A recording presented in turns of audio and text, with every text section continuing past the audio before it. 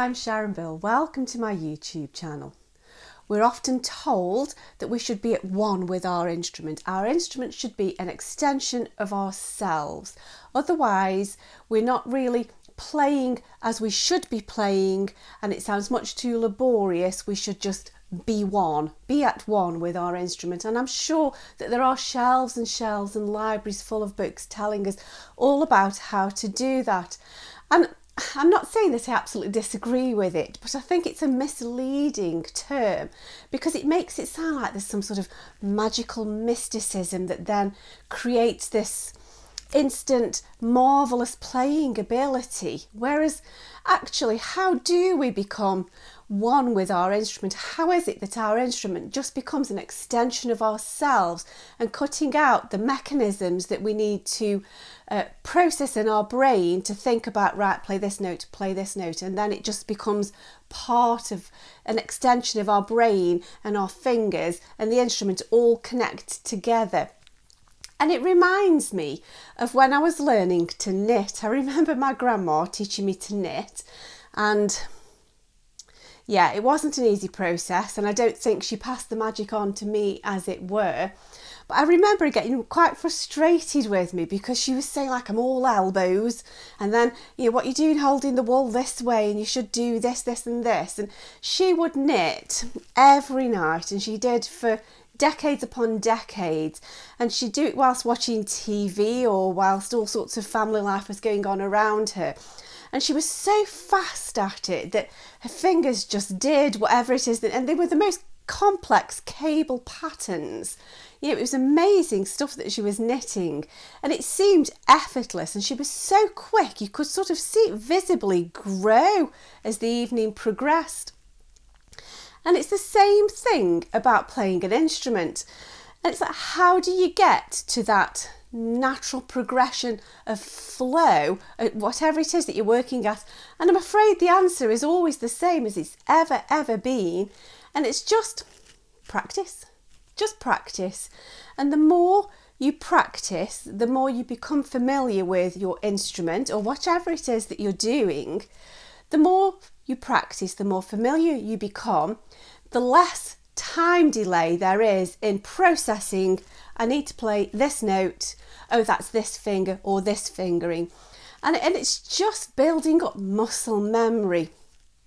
And so although I do agree absolutely with the statement of, yes, your instrument becomes an extension of you, however, I do disagree with perhaps the way it's portrayed as this magical answer to transform your playing ability.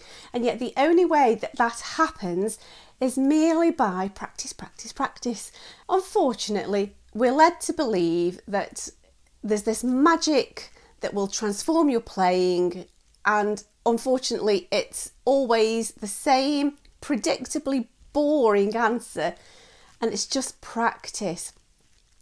Now, the way that we do practice needs to make sure that we are mindful. It's not just repetition, because in that way you just practice your mistakes in. But if you are mindful about how you practice and you're thinking about the systems that are occurring as you're playing, and you do it slowly, and then you repeat that over and over, and eventually you lose that time delay and your fingers will just do whatever it is that you need to do. And so whether it's scales or arpeggios, which are vitally important in getting those pathways into your fingers to begin with, and so you've done your scales, you've done your arpeggios, and then you apply it to this certain piece. So for example, you'll be seeing a piece of music, and the first time you start playing it, and perhaps in the earliest stages of playing, you'll see a blob on the music and you'll think, oh, that's a C, I need to play this. And so there's that time to digest the process and then create the correct note.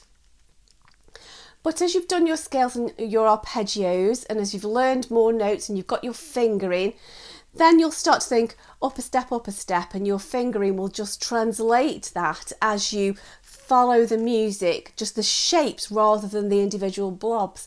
Or you'll see kind of like an arpeggio pattern, and your fingers will have that arpeggio in their sort of system, and you'll already have that in your fingers to just translate that arpeggio pattern in the piece into the music, as it were.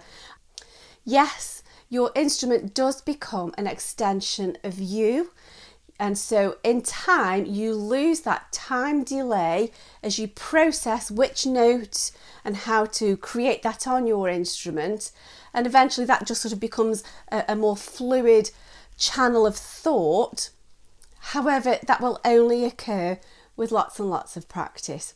And I know that I've felt that particularly more so as I've started to learn the treble recorder, because I've had to learn completely new fingering, and I've had to completely undo any flute fingering that I thought I knew, because that is just no good at all on the treble recorder. And it's funny because I'll think I've got it and I'll be getting into a flow, and then suddenly I'll just play this odd random wrong note and I've suddenly just jumped back into flute fingering without even realising it, for no reason whatsoever, just because that fingering pattern is so ingrained in my system. And I found it really, really beneficial to go right back to a brand new instrument and sort of have to start again. And it's been really interesting to discover the processes of thought that are required in learning a new instrument. And so you keep pegging away and you learn the fingering and you learn the note systems, and you do it slowly and you build up your repetition, and eventually it becomes a natural progression of thought. And so just like my grandma with her knitting, she would just, she'd have about, 4 needles going on. She got her usual knitting needles and then this cable needle and this cable knitting, and wool would be flying all over the place as she was ripping through these patterns. And she'd do it without thinking, whereas me starting off would be like a laborious process of wrapping this wool around in this configuration of knots, as it felt like, very awkwardly.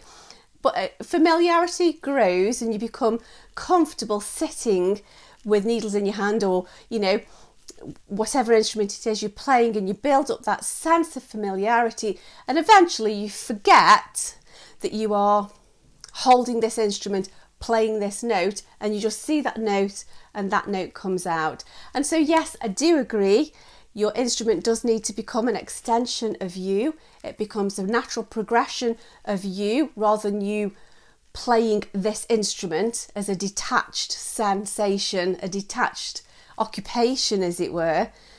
But the only way to do that is lots and lots of practice. And you've got to enjoy the journey. That's what we're here to do. Enjoy the journey, and the more you play, the easier it gets. Thanks for listening. Bye.